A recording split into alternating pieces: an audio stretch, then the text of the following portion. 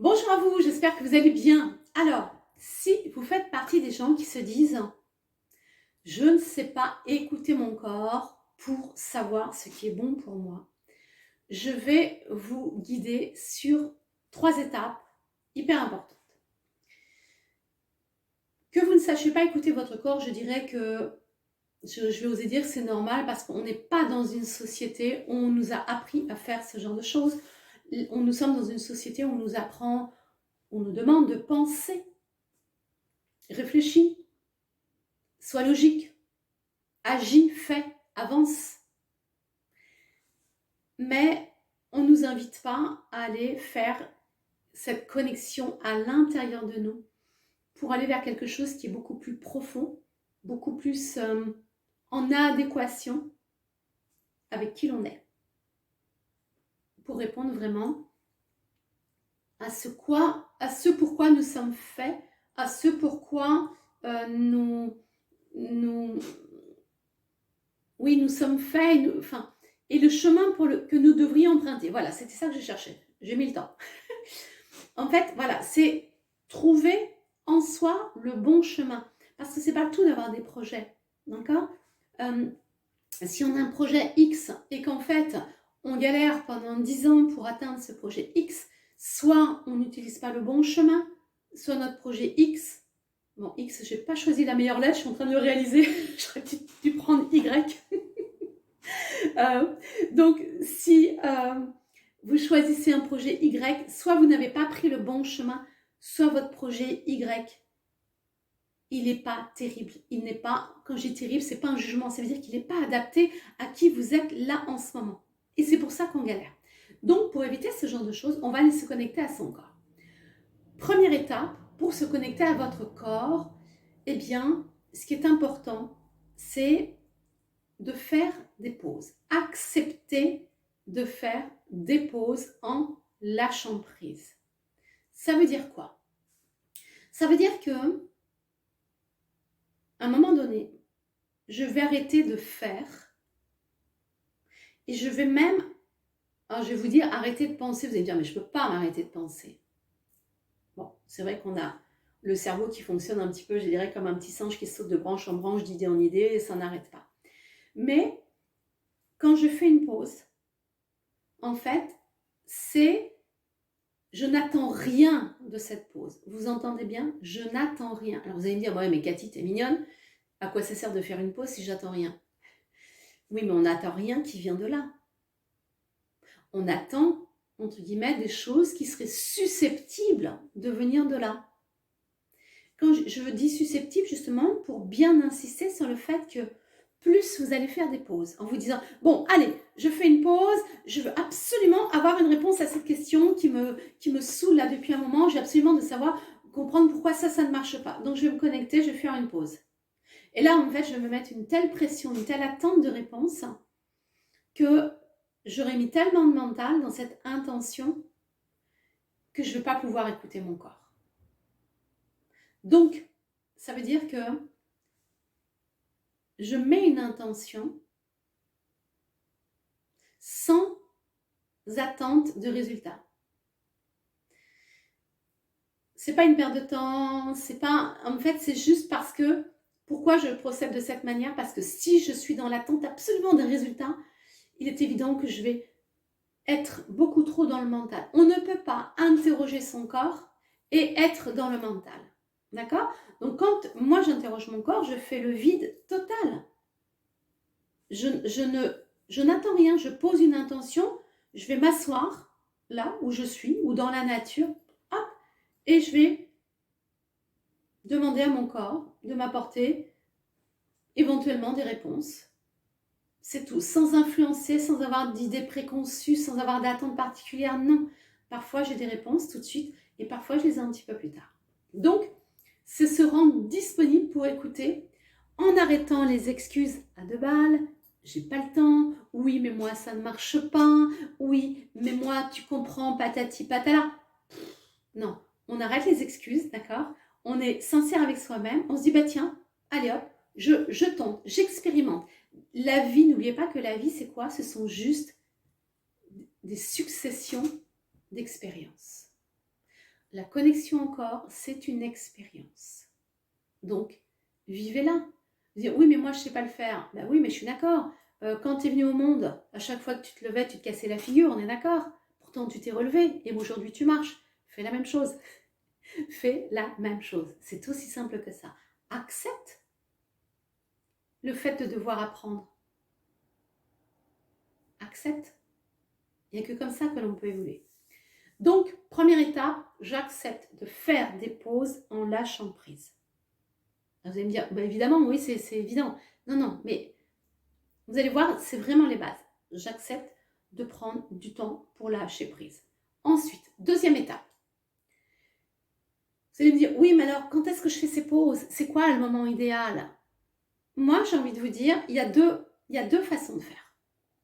Soit, vous dites, moi, je suis plutôt du genre à faire ça de façon spontanée. D'accord? Je peux être en train de travailler d'un seul coup. Hop, je vais fermer l'ordi, je vais fermer les yeux, je vais me connecter à mon corps.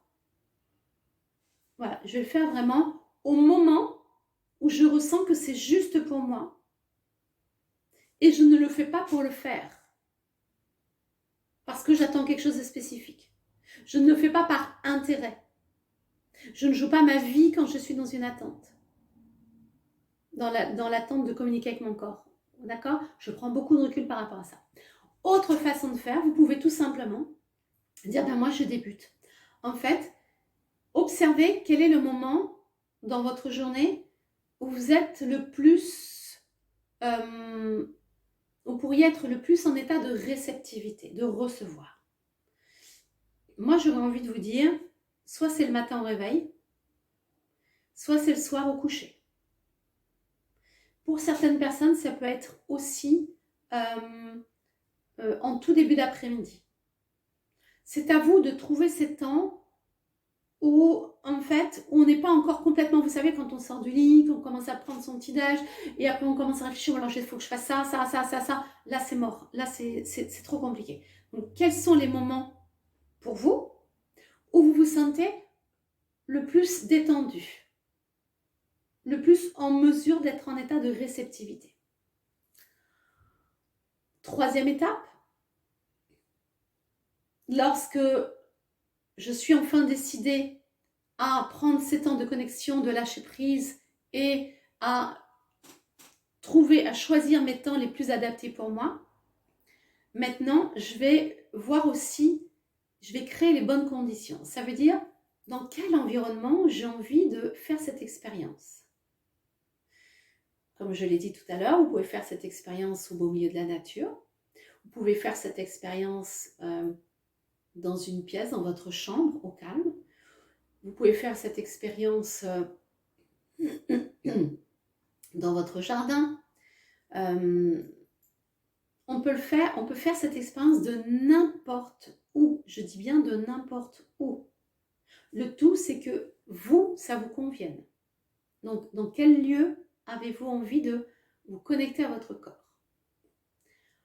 Ensuite, quel est le moment idéal? Ça, on l'a vu, mais quelle est la durée? Souvent, les gens me disent, oui, mais quand je me connecte, en fait, je dois le faire combien de temps? Il n'y a pas de temps idéal. Il n'y a pas. On est vraiment dans quelque chose de beaucoup plus subtil. Donc, il faut sortir de ces repères de où, quand, quoi, comment. Vous savez, le truc hyper cadré, hyper codifié. On n'est plus du tout dans quelque chose d'hyper codifié. On est dans quelque chose de beaucoup plus subtil, de beaucoup plus spontané, de beaucoup plus énergétique. Donc, laissez-vous guider. Peut-être que ça va durer 30 secondes. Peut-être que ça va durer 10 minutes. Mais on s'en fout totalement de la durée. C'est pas ça qui est important. Sortez de ces codifications. Ce qui est important, c'est la qualité du moment que vous allez passer avec vous-même. Si au début c'est compliqué, limitez-vous. Faites-le, je sais pas, 30 secondes. Peut-être que le lendemain, vous serez plus disponible et ça va durer 2 minutes. Vous comprenez? En fait, ça, ce sont vraiment des choses que je vous apprends au travers de l'Académie Happy Life. Happy Life.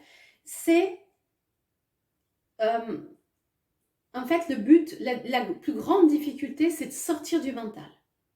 Dans l'Académie Happy Life, vous avez plein de vidéos à visionner. Alors les vidéos, j'ai fait des vidéos qui durent entre 10, en moyenne elles font 20 minutes, mais sinon ça va entre 10 et 30 minutes. Voilà, mais je n'ai pas voulu les faire trop longues parce que sinon, après ça prend trop de... Je veux pas après qu'on parte trop dans le mental. Donc le plus compliqué, c'est de pouvoir lâcher le mental pour revenir au corps. Et ça vraiment, je vous guide au travers de ces vidéos. Je vous accompagne chaque semaine au travers des séances de coaching live. Et vous allez voir que c'est tout un apprentissage. C'est toute une philosophie de vie que vous allez progressivement intégrer parce que, comment je pourrais vous dire ça? Moi, je vous amène à créer votre propre philosophie de vie. Je ne suis pas là pour vous transmettre ma philosophie de vie, d'accord? Je ne vais pas obliger les gens à vivre selon ce qui semble être juste pour moi. Bien au contraire, cette Académie Happy Life, elle va vous permettre de construire votre propre philosophie de vie, votre propre qualité de vie, de façon complètement autonome. C'est ça qui m'intéresse, c'est que vous, tous, vous soyez parfaitement autonomes dans la façon de gérer votre vie, dans la façon de créer la vie idéale pour vous. Et quand je parle de vie idéale, je ne suis pas en train de parler de trucs complètement délirants. Oui, tu comprends, si tu fais ça, tu vas partir, vivre ta vie au bout du monde dans des rêves. Non, voilà, on reste ancré, d'accord? Moi, je vous parle déjà de votre vie journalière.